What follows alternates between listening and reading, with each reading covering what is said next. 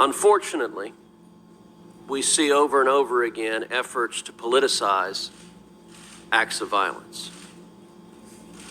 When it comes to white supremacy, when it comes to vicious hate groups like the Klan or the Nazi Party,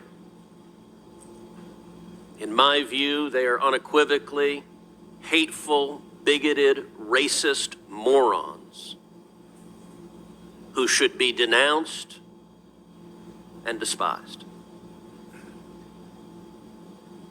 I do think my colleagues on the Democratic side of the aisle try very hard to erase the history of the Klan, that it was formed by elected Democrats, that its leadership was almost entirely elected Democrats, that the authors of the Jim Crow laws were without exception elected Democrats. And I also think today's congressional Democrats try to use the charge of white supremacy, which is undoubtedly evil, bigoted, and wrong, and weaponized by their own party. They try to use that as a proxy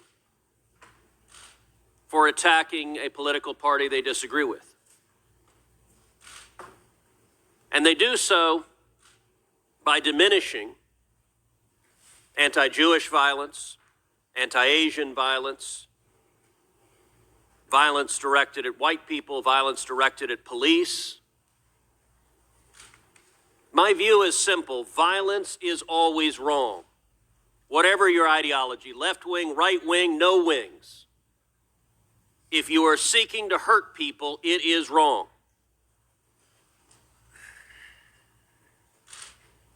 Is violence from white supremacist extremist organizations a problem? Absolutely.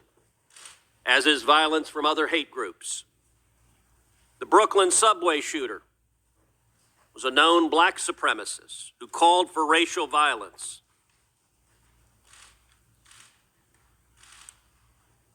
The Waukesha attacker who murdered 6 people driving an SUV into a Christmas parade was a viciously left-wing black nationalist bigot.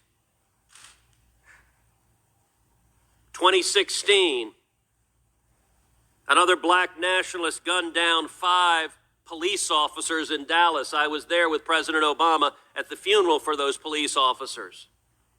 He did so on explicit. San Francisco in the past year has seen a 567% increase in anti-Asian violence. Anti-Jewish hate crimes in New York City are up 148% in the first quarter of 2022 compared to the first quarter of 2021. And then, of course, we have the violence of the Antifa riots and the Black Lives Matter riots that racked this country. As stores were looted, police cars were firebombed, people were assaulted, people were murdered. My colleagues on the Democratic side of the aisle sought to excuse, sought to apologize for, even went so far as raised money to bail out of jail the violent rioters committing these acts of violence.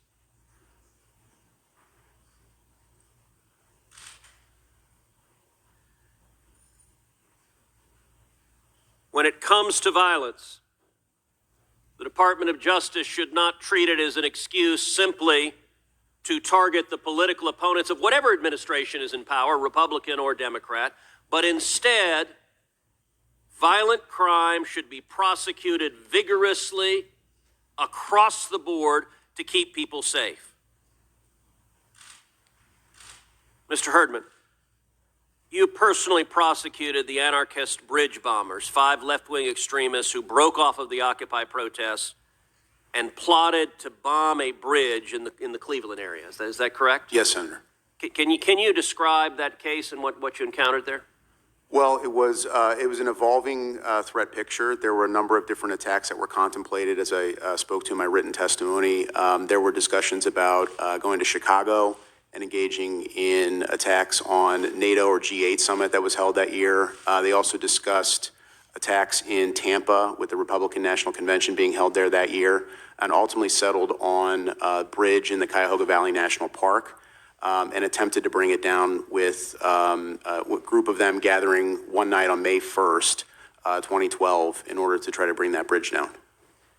In your judgment, do policies that result in giving a slap on the wrist to violent criminals and violent terrorists, that release people who commit riots and acts of violence, release them with minimal to no jail time, do those policies protect society? Do they keep us safe from violence?